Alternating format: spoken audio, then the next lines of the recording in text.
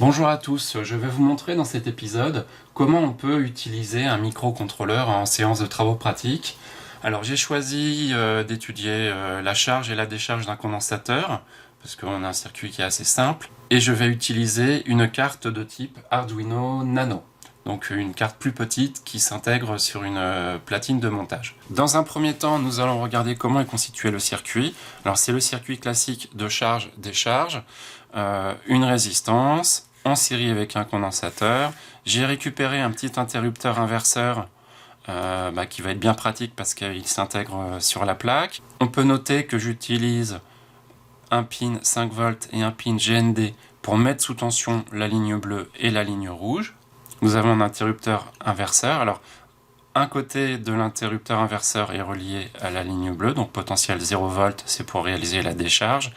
Et le fil orange est relié à la troisième patte de l'interrupteur et fait la jonction avec le potentiel 5 volts, c'est pour réaliser la charge du condensateur. J'utilise une entrée analogique pour suivre la tension qui va être mesurée entre le potentiel 0 volts et la patte commune à la résistance et au condensateur, donc ça permet de mesurer la tension aux bornes du condensateur.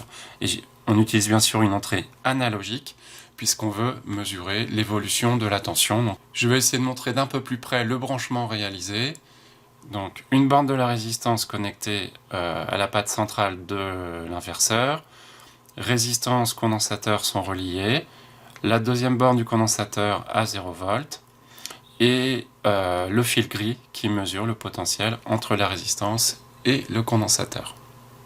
Nous allons maintenant passer au programme. C'est exactement celui que nous avons utilisé pour le potentiel dans un épisode précédent. Alors quelques commentaires. On initialise la communication avec l'ordinateur pour la transmission de données. Ici on précise qu'on utilise le port analogique 2.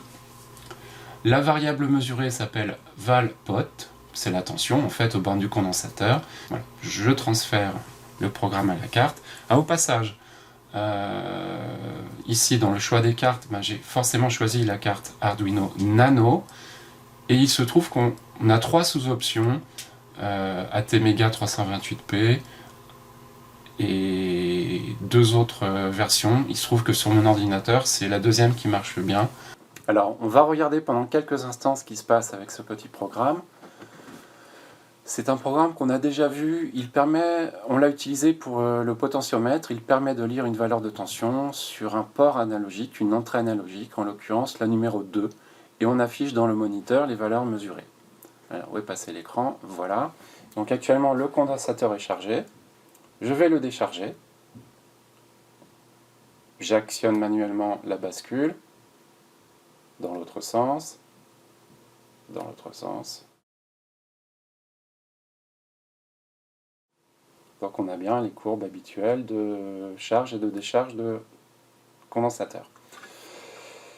En l'état, on ne peut pas faire grand chose en TP parce que la mesure du temps qui passe, qui s'écoule n'est pas réalisée, et en abscisse, ce qu'on a, c'est le nombre de mesures effectuées, ce n'est pas la durée proprement dite. Donc il va falloir utiliser un autre programme. Je ferme le traceur, je change de fenêtre. Voilà, le programme s'appelle ici. Il s'appelle charge de condensateur. Il est téléchargeable sur mon site et on peut l'adapter très facilement si on veut utiliser par exemple un spectrophotomètre ou un colorimètre pour faire un suivi en cinétique. Je me suis inspiré très fortement d'un programme qu'on trouve sur le site de téléchargement de Regressi, un programme qui normalement simule le fonctionnement d'un oscilloscope en passant par la carte Arduino. Alors je l'ai adapté aux besoins pour la charge d'un condensateur et on va aller directement à l'essentiel. Je vais ouvrir le moniteur série. Que se passe-t-il? Ah oui, je n'ai pas téléversé le nouveau programme, donc je reste sur le programme précédent, potentiomètre. Voilà, je téléverse le nouveau programme. Je ferme la fenêtre du moniteur, j'en ouvre une autre.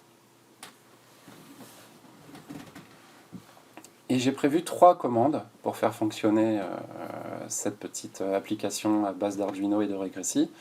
Une première commande dans laquelle on va préciser la période d'échantillonnage de façon très simple. On tape E suivi d'un nombre entier, par exemple 100, ça définit la période d'échantillonnage à 100 millisecondes. Voilà, je valide. Après, il faut définir la durée totale de l'acquisition. Je tape D, 1, si je veux une acquisition pour 1 seconde. Et avec la touche S, je déclenche l'acquisition. Voilà. Donc là, on a un format directement exportable sur Regressi. Donc, on peut le copier totalement. CTRL-C. Je vais dans Regressi, Fichier, Nouveau, Presse-Papier. Et voilà. J'ai les valeurs qui viennent d'être mesurées qui sont intégrées dans le logiciel Regressi. Alors là, il ne s'est pas passé grand-chose. Maintenant, on va un petit peu affiner. Je reviens sur Arduino, le moniteur série. On ne peut pas effacer directement, ça c'est dommage. Voilà, effacer la sortie, on remet à 0 l'écran. Je vais faire 10 fois plus de mesures. Donc, cette fois, je vais taper E10 pour une période d'échantillonnage de 10 millisecondes. Toujours pendant une seconde, D1. Start. Et cette fois, on va avoir une centaine de mesures qui s'accumulent. On efface le moniteur. On va faire quelque chose d'un peu sérieux maintenant. Je vais rester sur 100 millisecondes en échantillonnage. Une durée totale d'acquisition, 4 secondes. Donc, je tape D4. Et là, je me prépare, je vais actionner la bascule de l'interrupteur du circuit. Donc S, je confirme, et je réalise la bascule. Je sélectionne toutes les valeurs. Je vais dans Regressi, Fichier, Nouveau, Presse-Papier. Et voilà, j'ai ma décharge de condensateur. Donc le tour est joué. On peut maintenant retourner dans la console d'Arduino, l'IDE. On peut effacer à cet endroit. Si je veux plus de points de mesure, je vais mettre 20 millisecondes en période d'échantillonnage. Une acquisition sur 4 secondes toujours. Et Start. Et je fais la bascule. J'aurais même eu le temps d'en faire 2. Je recommence et je vais en faire 2. Start. Je valide. Bascule. Et une autre dans l'autre sens. Voilà. Je clique dans la fenêtre où se trouvent les valeurs. CTRL A pour tout sélectionner. CTRL C pour tout copier. Je vais dans Nouveau, Presse-Papier. Et je remplace les valeurs précédentes. Voilà. Donc, il y a un morceau de la décharge, je n'ai pas attendu suffisamment longtemps, et puis la charge dans la foulée. Alors, il y a une valeur qui n'est pas très bien placée, ça peut arriver, on va l'éliminer. Je vais aller chercher, on a un 5 volts qui n'a pas sa place, donc hop, je sélectionne toute la ligne, je supprime la ligne, et on retourne vers le graphique. Voilà, la courbe est nettoyée. On peut travailler comme on a l'habitude de le faire en TP à partir de ces données. Alors si on veut mesurer non pas simplement la tension aux bornes du condensateur, mais aussi la tension aux bornes de la résistance, il faut apporter quelques petites modifications dans le programme. On va regarder ensemble comment on fait. Alors il faut plutôt aller en fin de programme et remonter au bloc précédent, celui-là, juste avant boucle principale. On peut voir que ça concerne la commande S qui permet de déclencher le programme, et c'est cette commande qui permet d'afficher T, secondes, tension borne du condensateur, volt. Alors il faut que je rajoute un petit peu de lignes. Je vais sélectionner ces deux-là. Je les copie après. Et après la ligne, tiens, j'ai oublié de modifier le commentaire absorbance. Je vais copier aussi. Alors, le /t, ça inclut une tabulation. Ça Regressi en a besoin. De même que j'ai écrit UC, tension borne du condensateur, je vais écrire UR, tension aux bornes de la résistance. Un petit peu plus bas, j'ai volt et à nouveau des volts, donc on aura 2 fois la tension. Ça, c'est bon. Je compile pour vérifier que je n'ai pas fait d'erreur. Très bien. Et il faut que j'aille maintenant dans la zone qui fait le calcul de la résistance. Alors, où c'est? Voilà, c'est par ici. Là, c'est la partie du programme qui envoie les données à l'ordinateur. Donc je vais rajouter 2 lignes. Je vais copier ces 2 lignes-là. CTRL-C, CTRL-V. Et si je ne me trompe pas, la tension aux bornes de la résistance, c'est 5 volts moins la tension aux bornes du condensateur. Donc je vais taper 5 moins tension qui donnera la valeur recalculée de tension aux bornes de R. De même que là, on avait la tension aux bornes du condensateur. Je valide. C'est bon. Je vais téléverser. J'ai peut-être oublié un petit quelque chose ici. Il n'y a pas besoin de retour à la ligne à cet endroit. Donc je vais supprimer ça complètement. Il faut que j'inclue une tabulation. Elle est là. Ça permet de séparer les valeurs. Et Regressi en a besoin pour séparer les différentes données et les remettre dans la bonne colonne.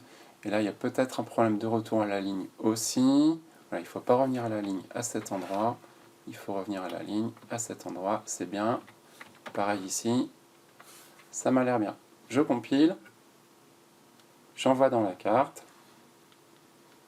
J'affiche le moniteur. Quelques instants, le temps que la carte s'initialise. Voilà. Qu'est-ce que j'avais dit? Eh bien, je vais mettre 20 millisecondes. E20. Acquisition pendant 6 secondes, D6, et avec la touche S, je déclenche et j'espère que ça va fonctionner. Voilà. Là, je fais une charge et je fais une décharge. J'ai mis une durée plus longue afin d'avoir le temps de faire 2 bascules. J'ai cliqué dans la zone où il y a les données, je vais les voir en en-tête. Vous constatez que maintenant il y a une colonne en plus qui correspond à la tension aux bornes de la résistance. Alors, je sélectionne tout, je copie tout, je vais dans Regressi, fichier, nouveau, presse-papier. Et voilà, on a les 2 graphiques. Alors, c'est la courbe en noir qui est la tension aux bornes du condensateur, ça décharge, ça charge, et la tension aux bornes de la résistance évolue de façon symétrique.